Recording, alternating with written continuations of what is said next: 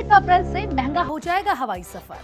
पश्चिम Asia में जारी जंग और भू राजनीतिक अस्थिरता का असर अब भारत के एयरलाइंस कंपनियों पर भी दिखने लगा है।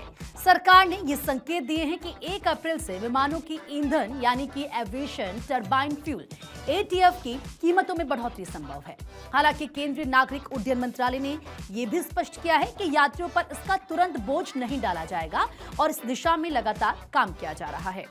केंद्रीय नागरिक उड्डयन मंत्री राम मोहन नायडू ने कहा है कि एटीएफ की कीमतें हर महीने की पहली तारीख को तय की जाती हैं और ऐसे में संभावित असर 1 अप्रैल से दिख सकता है। उन्होंने बताया कि इस मुद्दे पर एयरलाइंस कंपनियों के साथ बातचीत की जा रही है। नायडू ने यह स्वीकार किया है कि एयरलाइंस वित्तीय दबाव में है, लेकिन सरकार की प्राथमिकता सुरक्षित और नियमित परिचालन सुनिश्चित करना है। ईरान युद्ध के कारण कच्चे तेल की सप्लाई बाधित होने और खाड़ी देशों के ऊपर से उड़ानों पर रोक लगने से बीमा महंगा हुआ है और ऑपरेशनल खर्च बढ़ने का खतरा उत्पन्न हुआ है। यदि तेल महंगा हुआ तो इसका सीधा असर एटीएफ की कीमतों में वृद्धि के रूप में दिखेगा। हालांकि सरकार ने यह साफ किया है कि यात्रियों को तुरंत महंगे किराए का सामना न करना पड़े और यही सरकार की प्राथमिकता है। एटीएफ की कीमतें बढ़ना लगभग तय मानी जा रही हैं।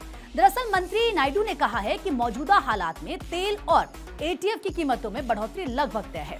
उन्होंने जोर देकर यह कहा है कि मंत्रालय का ध्यान यह सुनिश्चित करने पर होगा कि इससे टिकट की कीमतों में भारी उछाल न आए, आम जनता पर इसका बोझ न पड़े। यात्रियों के हित में सरकार हर संभव कदम उठाएगी। एयरलाइंस लगा रही है फ्यूल सरचार्ज। दरअसल बढ़ी हुई लागत का बोझ कम करने के लिए घरेलू एयरलाइंस ने पहले ही फ्यूल सरचार्ज लागू कर दिया है। एयर इंडिया और एयर इंडिया एक्सप्रेस ने घरेलू टिकटों पर 399 रुपए का फ्यूल सरचार्ज लगाया है, जबकि अंतर्राष्ट्रीय रूटों पर यह $10 से $200 यानी कि लगभग 16,000 रुपए तक है।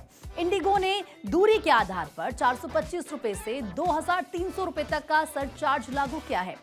बजट एयरलाइन अकासा एयर ने उड़ान की अवधि के आधार पर 199 रुपए से लेकर 1,300 रुपए तक का फ्यूल सरचार्ज लगाया है, लेकिन सरकार की कोशिश है कि ये बोझ जनता पर ना पड़े और इसके लिए कोशिशें भी लगातार की जा रही हैं।